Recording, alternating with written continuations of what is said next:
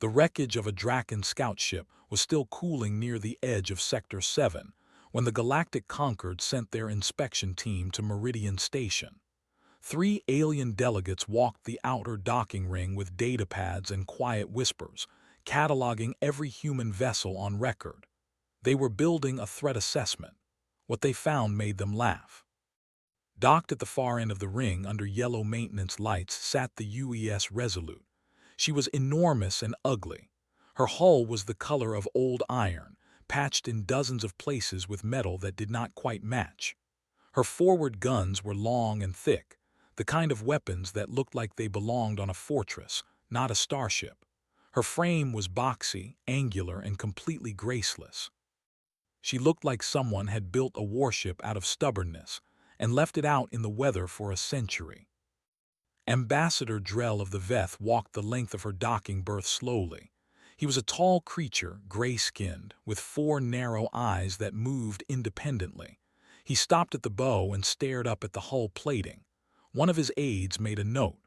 Another took a photograph. Drell said, very quietly, that this must be a mistake. Surely this ship was not active. Surely it was stored here for historical purposes, the way his own people preserved the first fusion vessels in their capital museums, behind glass, with small signs explaining what century they came from. A human maintenance worker overheard him. She was young, wearing a grease-stained jacket, holding a calibration tool. She looked up at the Resolute, then back at Drell and said nothing. She just went back to work. Drell filed his first report that evening. He described the Resolute in clinical terms. 142 years of active service, refitted 11 times, 4 complete hull reconstructions, still listed as a combat-ready vessel in the Earth Fleet Registry.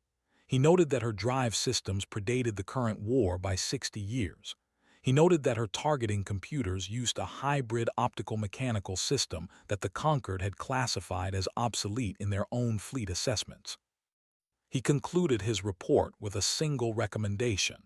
If this was humanity's answer to the growing Draken threat, the Concord should begin preparing humanitarian support for human colonies immediately. That report was read by 14 senior Concord officers. 12 of them agreed with it.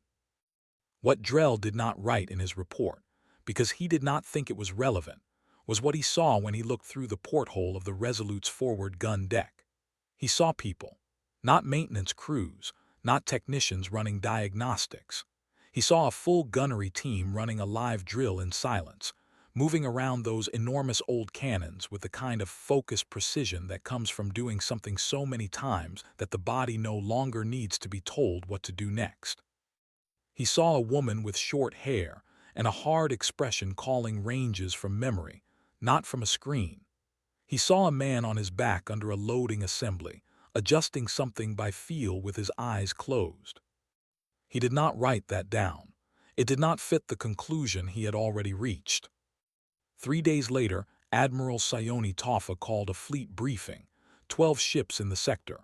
The Draken had massed near Callaway Colony, one of humanity's deepest settlements, a place with 400,000 people and no military presence. Every modern Earth vessel was committed elsewhere. The fastest ship that could reach Callaway in time was the Resolute. The room went quiet when he said it. A Veth Fleet liaison asked with practiced diplomacy whether there were any other options. Toffa said no. The liaison asked a second question, less diplomatic, whether sending the Resolute was not, in effect, the same as sending nothing. Toffa looked at him for a long moment and did not answer. Captain Roland Vance was given his orders in a room with no windows.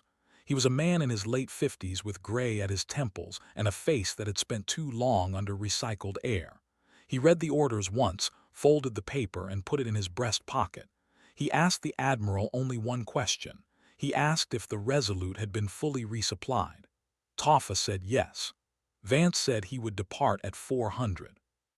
That night Drell walked the docking ring one last time. He stopped again at the bow of the Resolute. The maintenance lights were still on. Someone had painted over a new patch of hull plating, matching it as close as possible to the original gray. It was not a perfect match. It was close enough. He stood there for a while, trying to understand something about humans that kept slipping past him. Then he gave up and went to bed. The Resolute left at 400 exactly as promised. Nobody came to see her off. Deep space has a particular kind of silence. It is not the absence of sound. It is the presence of enormous, indifferent distance. Most crews never got used to it. The crew of the Resolute had been living inside it for so long that they used it like a tool. When the ship went quiet, it meant something. When it stayed quiet, it meant the work was getting done. Chief Engineer Peter Halleck had served aboard the Resolute for 22 years. He knew the ship the way a person knows their own breathing. He could tell by the vibration in the deck plating whether the port drive was running slightly hot. He could tell by the pitch of the ventilation system whether a pressure seal somewhere in the lower decks needed checking. He did not use instruments for these things. He used his feet and his ears and his 22 years. On the first day out of Meridian Station, he walked every deck. Not because he had to, because the Resolute was heading into something serious and he wanted to make sure she knew he was paying attention. That was how he thought about it. He never told anyone. They would have laughed or they would have understood, and he was not sure which would be worse. Ambassador Drell had been assigned to observe the mission. He had not asked for this. The Conquered had decided that if humanity was sending its oldest warship to a combat situation, someone should be watching to document what happened. Drell suspected they meant document the failure. He walked the corridors of the Resolute with his datapad and his 4 independent eyes, taking notes, staying out of the way, and trying not to show how uncomfortable he was. He found Halleck in the lower engineering bay, lying on his back under a drive coupling the size of a small ground vehicle. Drell asked what he was doing. Halleck said he was checking the tension on the primary linkage because she had been pulling slightly to port since Sector 4, and he wanted to correct it before it became something worse. Drell asked how he knew it was pulling to port. Halleck said his feet told him. Drell wrote that down and was not sure what category to file it under. Gunnery Sergeant Rivas nor ran 2 full weapons drills on the first day and 1 on the second. Her gun crews were tired. She did not reduce the drills. She had spent the transit from Meridian going over the Draken fleet intelligence, and she had noticed something that the official threat assessment had not flagged, because the people who wrote the threat assessment had been thinking about modern warships. The Draken primary tactic was electromagnetic field disruption. It destabilized energy-based targeting and weapon systems. Every warship built in the last 40 years relied on those systems. The Resolute did not. Her Hammer-class cannons used a mechanical firing system with chemical combustion assist. Her targeting used optical rangefinding backed by a mechanical calculation drum that had been installed in 2089 and never replaced because it never broke. The Draken disruptors would do nothing to any of it. Nor brought this to Commander Dara Osai, who brought it to Vance. Vance read the analysis, read it again, and told Osai to make sure the gun crews were rested before they reached Callaway. Osai pointed out that Nor had been running them into the ground. Vance said to tell Nor to ease off slightly. Osai said she would try. She did not sound confident. On the second night, Drell asked Vance if he could speak with him. Vance said yes, and did not look up from the navigational chart he was reviewing. Drell asked, with the careful phrasing of a man who knew he was walking on thin ground, whether Vance had considered what would happen to Callaway Colony if the Resolute was not sufficient. Vance was quiet for a moment. He said that he thought about that every hour and that thinking about it was not useful, so he had stopped. He said that doing the work in front of him was useful, so he was doing that instead. Drell looked at him for a long moment. He wrote something on his datapad. The intelligence drone reached them on day 3.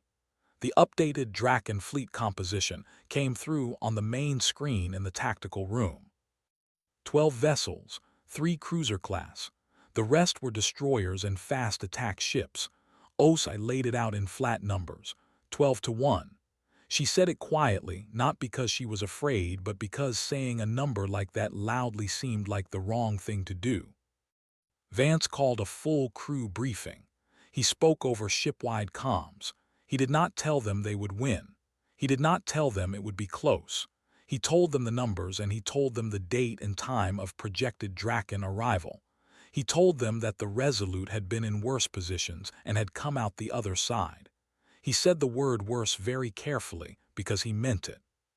He told them that the ship had earned everything written on her hull, every scar, every patch, and that they were the people trusted to stand behind her again.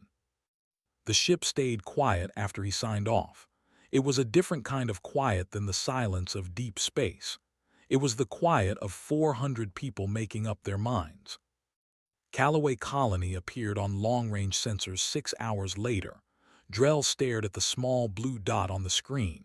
400,000 people who did not know what was coming, protected by one old ship and the people who refused to leave it. He tried to file another report to the Concord. He got 3 sentences in and stopped. He did not know what to say. The Draken did not arrive quietly. That was not their way.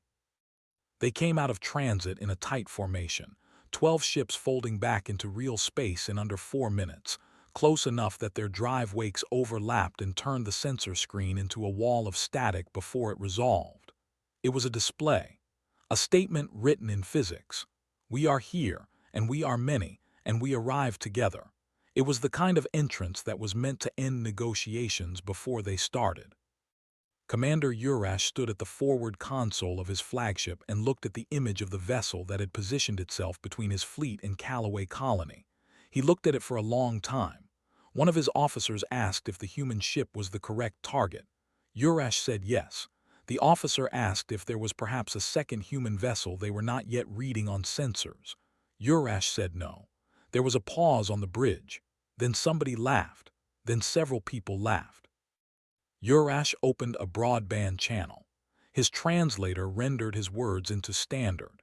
He said that he was looking at a vessel his intelligence files classified as a museum-class warship, which was not a real classification, but was what Draken crews had taken to calling the oldest human ships in their databases. He said that he was willing to grant the human captain the dignity of withdrawal. He said the colony would be occupied but not destroyed. He said that the human captain should think about the people on that planet and make the correct decision for them. Vance listened to this from the command chair. He waited until the transmission finished. He opened a return channel. He said his name, his rank, and the name of his ship. He said the Resolute was in position and would not move. He said there was nothing else to discuss. He closed the channel. On the Draken flagship, Urash stared at his communications console for a moment. Then he ordered his fleet to activate field disruptors on a full combat spread and begin their approach. The disruptors were good technology. They operated on a rotating frequency cascade that overwhelmed the electromagnetic systems modern warships relied on for targeting, for energy weapon calibration, for sensor resolution. Against a conquered vessel or a modern Earth destroyer, the first 60 seconds under a disruption field were disorienting and dangerous. Systems flickered. Crews scrambled. It created a window, and in that window the Draken hit hard. On the Resolute, the disruption field washed over the hull like water over stone. The targeting drum in Gunnery Station 1 continued its mechanical rotation, indifferent. The optical rangefinders locked to the incoming fleet the same way they always had, using light and geometry. The hammer cannons sat in their housings, mechanisms cocked, chemical propellant charges loaded, waiting for a number. The number came from Noor, who was watching the rangefinder output on a screen that had no electromagnetic components at all, just a glass face and a mechanical needle. She gave the order. 8 cannons fired.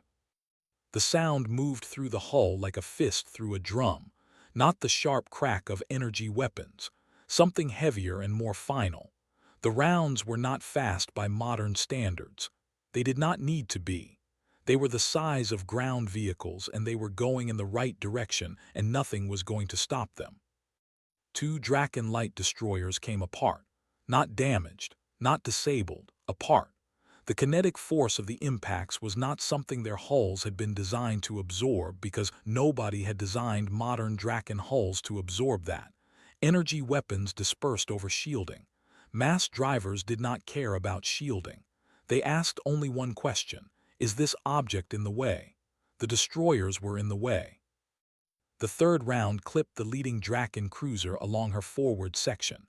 Armor plating sheared off in a cloud of frozen debris. The cruiser lurched out of formation. Urash's bridge went quiet.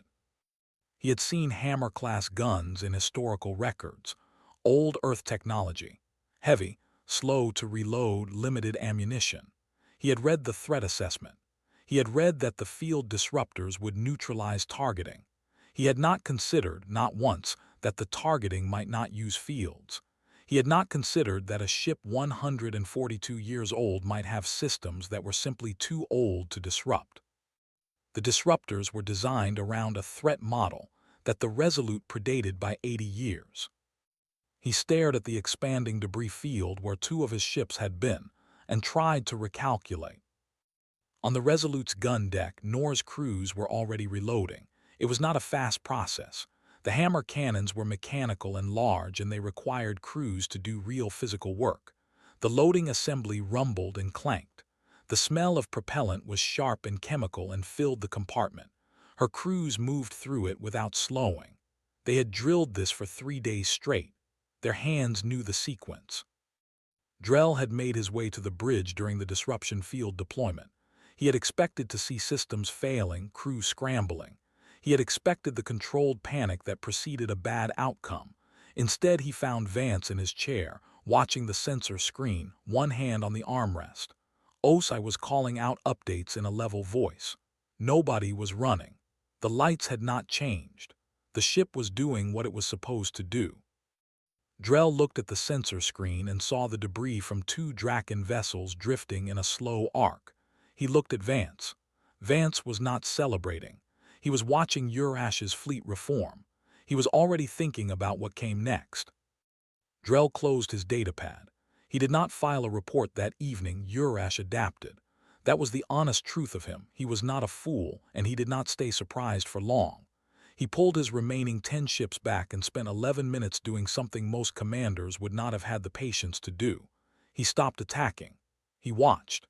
He sent scout ships on fast passes to gather data, not to fire. He wanted to understand what he was dealing with before he committed his cruisers. What he learned changed his approach completely. The old human ship reloaded slowly. Her cannons needed time between shots. She could not track fast-moving targets well. Her point defense turrets were older models with limited coverage arcs. He found the gaps. He drew up a new attack plan that used those gaps like doors. The Resolute took the first real hit 4 minutes into the second phase. A Draken destroyer came in at an angle that fell between 2 point defense zones. It fired twice before Nor's crews could traverse a hammer cannon to answer. The rounds hit the upper port hull. The armor absorbed the first impact and cracked on the second. A hull section came away. The storage compartment behind it vented to space in under 3 seconds. The internal door had already sealed. The ship registered the loss and kept moving. Below decks, Halleck was managing 3 hull breaches, 2 shorted power conduits, and 1 drive coupling knocked out of alignment. His crews worked in sealed suits in the breach zones. A junior engineer asked how he was staying calm. Halleck said he was not calm. He said the difference between calm and functional was that functional was a choice and feelings were optional when the ship needed you. He sent her to patch a conduit. The boarding pods came 90 minutes into the battle. Urash identified the damaged ventral hull as a weakness and sent 6 boarding pods on a low approach. They burned through in 2 minutes. 30 Draken soldiers came through the breach with cutting tools and weapons designed for close corridors. What they found was not what they expected. The Resolute's interior was narrow by any standard. Built in an era that prioritized armor over comfort, her corridors were tight, her junctions sharp, and every 50 meters sat a pressure bulkhead that could seal independently. The crew knew all of it. They had lived inside this ship for years. The corridors were not a vulnerability. They were a weapon. Vance had issued boarding defense assignments before the battle began. Not during, before. Every crew member not needed at navigation or guns had a position, a partner, and a fallback point. They fought in the dark, section by section, sealing bulkheads to split the invaders into smaller groups. It was ugly, exhausting work. 11 crew members did not come back from those corridors. 14 more were hurt badly enough to leave the fight. The boarding party was gone in 40 minutes. Vance took shrapnel from a console explosion during the third attack wave. A Draken round got through the damaged port section and hit the bridge wall. The console beside him detonated. He came up bleeding from the shoulder and the side. I moved to him immediately. He told her to take tactical. She looked at him for exactly 1 second, then did it. He ran the battle from his chair with one hand pressed to his side and the other on the armrest. He did not raise his voice. He answered every update from every station with short, clear instructions. The crew could hear him on comms. Hearing him was enough. Drell stood at the back of the bridge and watched all of it. He had refused the protected compartment. He watched Vance bleeding in his chair, directing a battle with the focused calm of a man doing the only job that mattered. He watched managing 4 crises at once without losing the thread of any of them. He watched the ship take damage and keep firing. He thought about the report he had written at Meridian Station. He had used the word monument. He turned the word over in his mind and looked at what was in front of him. A monument stood still. It accepted what came to it. It did not bleed, seal the breach, and turn around and answer. He picked up his datapad and started writing something very different. Urash made his final decision 3 hours into the battle. He had lost 4 ships. He had found every gap in the old vessel's defenses and hit each one, and she was still there, still firing. He was done with patience. He ordered his 3 cruisers into a hammer formation, a tight triangle, advancing at matched speed, concentrating fire on a single target from 3 angles at once. No ship they had ever used it against had survived the first 60 seconds. He also broadcast the formation on an open channel, knowing the conquered observer ships at the edge of the system were monitoring. He wanted them to see this. He wanted the other human fleets to understand that their oldest ship had gone down with the full attention it deserved, that it had taken this much effort to finish it. He thought there was a kind of respect in that. In the Resolute's lower engineering section, Halleck was rerouting secondary power through damaged conduits when his hand found something wrong on the wall. Not wrong in a dangerous way. Wrong in the sense that there was a seal where his mental map of the ship said there should only be wall. He pressed it. It did not move. He looked at it more carefully. A bulkhead seal, old pattern, physical bolt lock with a manual wheel, painted over so many times the wheel had become a smooth dome. He checked the structural schematic bolted to the nearby corridor wall. He got on comms immediately. Section 7 aft. A siege torpedo magazine, sealed off 31 years ago during a refit when the ship was updated to use a newer launch system elsewhere. The old magazine had been closed behind a physical bulkhead, never entered in the digital inventory update, not on any current manifest, not in any Draken intelligence file. Inside, in 2 rows of 12, old pattern siege torpedoes sat in their racks with their cold storage indicators still green. The environmental system had run quietly for 31 years because it was one of the original loops and nobody had switched it off. Halleck reported it to Vance in 8 words. Old Siege Magazine, Section 7 aft, sealed, intact, live. Vance told him to open it. Nor went down herself with 2 gun crew chiefs. They cracked the bulkhead with small manual charges. Cold air spilled out. The smell of preserved propellant followed. 24 torpedoes in their racks, every indicator green. Nor stood in the doorway for a moment. She was not a person who smiled often. She smiled then. The original launch rails in Section 7 aft had been disconnected at the hull during the old refit. Halleck's crew spent 22 minutes cutting through the refit plating and reconnecting the rails to the hull. They worked in 2 teams in vacuum suits because an adjacent section had a partial breach. Nobody slowed down. On the bridge, Osai was tracking Urash's cruiser formation closing in. 40 seconds from firing range when the torpedo launch status appeared on her console. She stared at it. She had not known about the magazine. Nobody had. She looked at Vance, who was in his chair, pale from blood loss, watching the sensor screen. He looked back at her and nodded once. She fired the first torpedo, then the second. Then she stepped back and let the automated sequencer run the rest, one every 4 seconds. The old pattern siege torpedoes were not elegant. They did not have fine guidance. They were large and direct, and they carried siege-weight payloads built to crack planetary fortifications. Against warship hulls, the effect was like a sledgehammer against glass. They had been built 60 years before field disruption technology existed. The Draken disruptors did nothing to them. Nothing at all. The first torpedo took the lead cruiser amidships. The explosion was visible from Callaway Colony's surface as a brief new star. The second hit the gap between the other two cruisers and both absorbed portions of the blast. The third hit Urash's flagship on the forward section. The flagship went dark. All systems. No explosion, just silence and slow drift. The remaining Draken ships did not regroup. They did not hold position.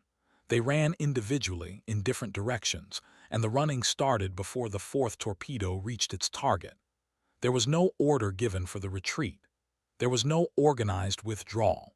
There was only the sudden understanding that the thing they had been fighting was not what they had believed it to be, and that belief had cost them more than they could afford. The Resolute stopped firing, not because she was spent, because there was nothing left to fire at. The bridge went quiet. No one spoke for almost a full minute. Outside, torpedo exhaust was fatting in the dark. The debris from 3 Draken cruisers spread slowly in a wide arc between the Resolute and the colony behind her. Vance let out a long, slow breath. It was the first time in 3 hours his breathing had sounded like anything other than controlled effort. Osai said his name. He looked at her. She told him to go to medical now. He went without argument, which told her more about how he was feeling than anything else could have. The first thing Callaway Colony sent was not a celebration. It was a question. Their long-range sensors had picked up the battle, and their comms officer, awake for 31 hours watching the situation, asked in a very steady voice whether the Resolute was still out there. Os answered her. Yes, still here. The comms officer was quiet for a moment. Then she said thank you in a voice that had stopped being steady. The 4 conquered observer ships came in from the system edge slowly. They had watched the full battle from safe distance. They came in formation, which was unusual for a post-battle approach. The formation was not tactical. It was something closer to the way a person walks toward something they need to look at properly. Their captains requested permission to board. Vance approved it from the medical bay while a doctor told him he had 2 cracked ribs and had lost more blood than was sensible. He asked if sensible was a medical term. The doctor said it was now. The damage report took 4 hours. 2 deck sections open to space. Port drive at 50%, requiring full replacement at dock. Main sensor array down 2 of 7 nodes. 31 crew members killed. 87 injured, 17 of them seriously. Vance read every name on the casualty list out loud in the medical bay with the door closed and the doctor standing quietly to one side. Halleck walked the full ship from bow to stern, bringing a fleet assessment recording crew with him as Admiral Toffa had requested. He stopped at each damage point and explained it plainly. He explained how the old thick armor had absorbed 3 hits that would have killed a lighter-hulled vessel. He explained how the redundant manual power systems had kept the guns running through 2 separate conduit failures. He stopped at the open magazine door and stood there a moment before speaking. He said that when they sealed this compartment 31 years ago, nobody recorded what was inside. For 31 years, those torpedoes had sat in the dark with their environmental system running, and nobody in any database knew they existed. Not the Earth fleet, not the Concord, not the Draken. The recording crew was quiet. One of them asked whether he believed the ship had held onto that secret deliberately. Halleck looked at the wall. He said he believed the ship had stayed ready, and that ready was the part that mattered. Nor was at a viewport in the lower corridor, watching the debris field when Drell found her. Around Callaway Colony, space looked different now. New shapes, new shadows, new material drifting in slow arcs. Drell stood beside her without speaking for a while. He had watched her during the battle, the way she had shifted to manual fire coordination when the targeting screen shorted, calling ranges from memory, adjusting after each shot, her crews moving with her without being told twice. He asked how she had known the distances without instruments. She said she had not known, she had estimated, she had adjusted after each shot. It had worked. She said the ship had good guns, simply and without qualification. Drell wrote it down. He completed his final report to the Veth Conquered that evening. It was long. He described the Resolute not by her specifications or her age or her threat classification, but by her crew. The engineering team working in vacuum in open space during active combat. The gunnery sergeant firing 8 cannons from memory in the dark. The captain who bled through 3 hours of battle and gave clear orders the entire time. He wrote that the Conquered's threat models were built around technology and firepower, and that this was a fundamental misunderstanding of what made humanity dangerous. He wrote that humanity's most effective weapon was not the Resolute's cannons or her armor or her forgotten magazine of siege torpedoes. It was the quality that kept a crew standing on a ship that everyone else in the galaxy had already decided was finished. He did not have a word for that quality in his own language. He used the human word. He wrote stubbornness, and then he wrote, "This is not an insult." When Vance returned to the bridge the next morning, cleared for light duties, the Resolute was under slow power toward the nearest repair facility. The drives were making an unfamiliar sound, a low grinding note that came and went every few minutes. Halleck had logged it, identified it as the port coupling adjusting to reduced capacity, and noted it was not dangerous. The ship was compensating. She always compensated. Drell was on the bridge. He saw Vance come in and walk to him. He placed his open hand flat against the nearest wall of the ship, held it for 3 seconds, and removed it. In Veth custom, it was a gesture of respect given only to things that had earned it in ways that could not be argued with. Vance looked at the wall. He looked at Drell. He did not comment on the gesture. He took his seat, checked the heading, and confirmed that everything was as it should be. The Resolute moved on through the dark at her own pace, scarred and patched and still flying, with 400,000 people alive behind her and the wreckage of a strike fleet slowly cooling in her wake. Some ships are built to impress. The Resolute was built to last. The Galactic Conquered was still writing reports trying to explain the difference.